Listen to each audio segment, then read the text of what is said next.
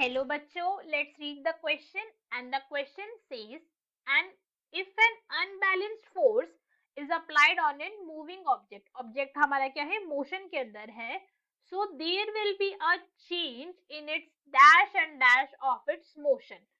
So now let's see what is happening in this question, that there is an object. एक ये हमारा object है कोई भी, this is our object which is in motion. Okay, motion के अंदर है ये, मतलब इसके अंदर कुछ ना कुछ वेलोसिटी है, कुछ ना कुछ स्पीड है इसके अंदर.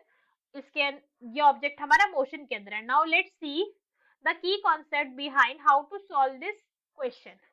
सो key concept is simply that what is unbalanced force effect. Key concept क्या है इसके अंदर कि अनबैलेंस्ड फोर्स का क्या इफेक्ट हो सकता है, अब हम ये देखेंगे. So now let us suppose that I suddenly apply force in this direction. एकदम से मैंने इस डायरेक्शन के ऊपर एक फोर्सफुल पुश करा, एक फोर्सफुल पुल करा, तो क्या हुआ, ऑब्जेक्ट की शेप के अंदर चेंज आ गया. मेरा ऑब्जेक्ट जो था या तो वो एक्सपैंड कर गया, if I just say there it got expanded, और यहाँ पर एक फरो फॉर्म हो गया, एक यहाँ पे गड्ढा सा हो गया, कुछ भी हो सकता है. तो फर्स्ट चेंज क्या आ गया, शेप के अंदर चेंज आ गया, in it shape. Now let's सी और क्या चेंजेस आ सकते हैं कि ये ऑब्जेक्ट क्या था, इस डायरेक्शन के अंदर मोशन में था, अभी इस डायरेक्शन के अंदर मूव कर रहा है. अब मैं क्या कर सकती हूँ कि या तो मैं इसी डायरेक्शन के अंदर मैंने कोई और अनबैलेंस्ड फोर्स अप्लाई कर दी इसी ऑब्जेक्ट के मोशन के अंदर, तो क्या होगा, इसके मोशन को फॉरवर्ड करेगा वो,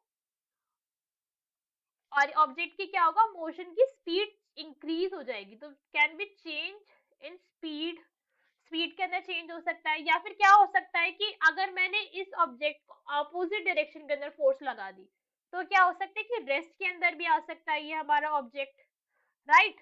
या फिर अगर एक और केस इसके अंदर हो सकता है कि मैंने एक और इसके ऊपर फोर्स लगाई, I applied force in its and what will happen, इसकी पोजीशन चेंज हो गई, कि अभी ऑब्जेक्ट यहाँ पर था, कुछ टाइम बाद ही इधर आकर इस पॉइंट के ऊपर आकर ये ऑब्जेक्ट अब यहाँ पर स्टॉप हो गया, तो इसकी पोजीशन के अंदर भी चेंज आ सकता है.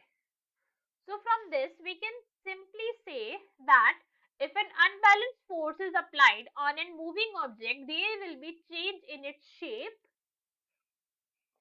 शेप के अंदर चेंज आ सकते हैं, जैसे अभी हमने इस केस के अंदर देखा, ऑब्जेक्ट या तो एक्सपैंड कर गया, या फिर फरो फॉर्म हो गया, गड्ढा हो गया, कुछ भी हो सकता है. And change in it's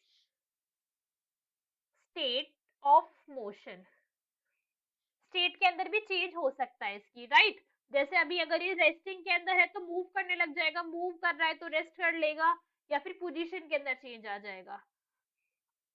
so our answer is shape and state of its motion.